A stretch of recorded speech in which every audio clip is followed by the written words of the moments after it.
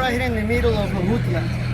As you can see, there's streets that are completely destroyed.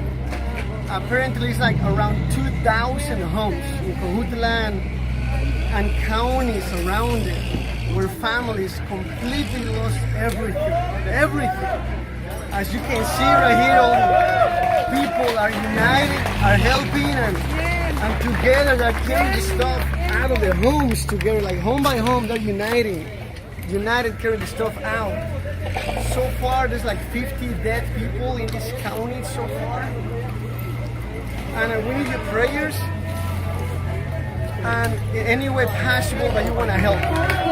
If the Lord puts in your heart to send us supplies, food supplies, maybe like toilet paper, diapers, feminine products, or even financially, you guys can help. Whatever the Lord puts in your heart, we need all the help we can receive. The hospital is called Meana Hospital. They're having surgery in the parking lot. Like part of the building came down, and later on we'll send you more pictures and updates. But this is United Mexico. We don't know what this happened. We don't know it. Only God knows. But we can see how all Mexico is uniting. They're putting their political views on the side, their religious backgrounds on the side, and we are becoming one.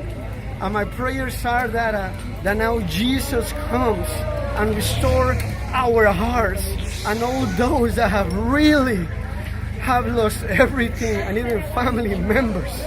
Only Jesus is our hope. He's the only one.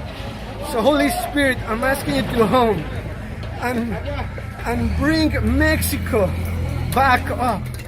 Bring restoration into Mexico, Father. I'm asking you. And unite us like never before. We love you, Father, and thank you for all your help. In Jesus' name we pray. Amen.